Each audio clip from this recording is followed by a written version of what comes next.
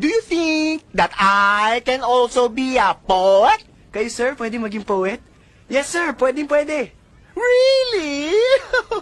Why? Kasi, sir, Sige. you look like a poet! Umalis ka nga dyan. Parang halikan mo na yung batok ko eh.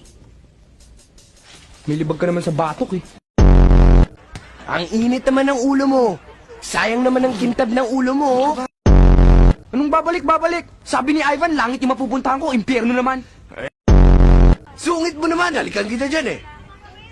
Oh! Excuse me? Ivan, yung kapal ng mukha mong yan, ha? Hindi ka makalapit sa kanya. Sabi ko na nga ba, you love me. Ganun ah.